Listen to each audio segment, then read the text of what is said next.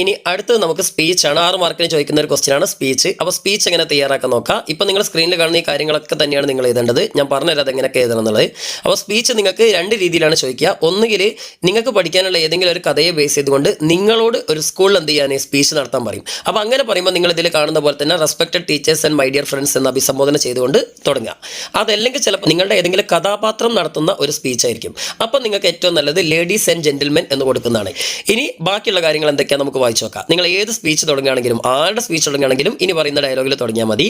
I am very happy to get a chance to deliver a few words before you on the topic എന്ന് പറഞ്ഞിട്ട് എന്ത് ചെയ്യുക, ആ ബ്രാക്കറ്റിൽ ഇട്ട് കൊടുത്ത് അവിടെ എന്ത് ചെയ്യുക, നിങ്ങൾ നിങ്ങളുടെ ടോപ്പിക് സബ്ജക്ട് എന്ത് ടോപ്പിക്കിനെ ബേസ് ചെയ്തുകൊണ്ടാണ് നിങ്ങൾക്ക് സ്പീച്ച് നടത്തേണ്ടതെന്നുള്ളത് എന്ത് ചെയ്യും, നിങ്ങളുടെ ക്വസ്റ്റ്യൻ പേപ്പറിൽ തന്നെ തരും. ആ ഒരു ടോപ്പിക് അവിടെ ചേർത്ത് കൊടുത്താൽ മതി. എന്നാൽ ചിലപ്പോൾ നിങ്ങൾക്ക് ഇപ്പോൾ നമ്മുടെ ഈ മോഡൽ എക്സാമിന് വന്നതുപോലെ വല്ല ഫെലിസിറ്റേഷൻ സ്പീച്ച്, അതായത് ആശംസാ പ്രസംഗമായിരിക്കും ചോദിക്കുക. അങ്ങനെയാണെങ്കിൽ ഇതിൽ ചെറിയ മാറ്റം വരുത്താനുള്ളൂ. എന്ത് ചെയ്താൽ മതി, I am very happy to get a chance to deliver a felicitation speech congratulating Martha. അപ്പോൾ ആ രീതിയിൽ ഇപ്പോൾ മാർത്ത അല്ല വേറെ ആരും കൺഗ്രാറ്റുലേറ്റ് ചെയ്യുകയാണെങ്കിൽ ആ ആളുടെ പേര് മാത്രം എഴുതിയാൽ മതി. അപ്പോൾ അങ്ങനെയാണെങ്കിൽ അപ്പോൾ ചെറിയ ചെറിയ മാറ്റങ്ങൾ വരുത്തിയാൽ തന്നെ നിങ്ങൾക്ക് ആ പ്രശ്നം തീരും കേട്ടോ. അപ്പോൾ സാധാരണ നിങ്ങൾക്ക് ഇപ്പോൾ ഇതേമാതിരി തന്നെ വരണമെന്നില്ല. മിക്കവാറും ഏതെങ്കിലും ടോപ്പിക്കിനെ ബേസ് ചെയ്തിട്ട് ഇപ്പോൾ ചൈൽഡ് ലേബറിനെ കുറിച്ചോ അങ്ങനെ എന്തെങ്കിലുമൊക്കെ ബേസ് ചെയ്തിട്ട് സ്പീച്ച് നടത്താനൊക്കെ ആയിരിക്കും വരിക. ഓക്കെ, അപ്പോൾ ഇവിടെ ചൈൽഡ് ലേബർ ആണെങ്കിൽ I am very happy to get a chance to deliver a few words before you on the topic child labour. Okay, ആ രീതിയിൽ വേണം എഴുതാൻ.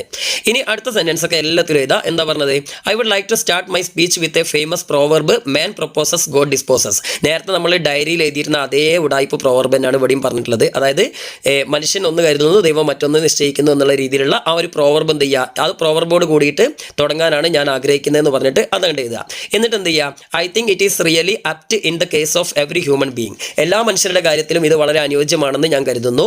Often things happen in our life contrary to our wishes. പലപ്പോഴും നമ്മുടെ ആഗ്രഹങ്ങൾക്ക് വൈരുദ്ധ്യമായിട്ട് വിപരീതമായിട്ടാണ് കാര്യങ്ങൾ സംഭവിക്കാറുള്ളത് ജീവിതത്തിൽ.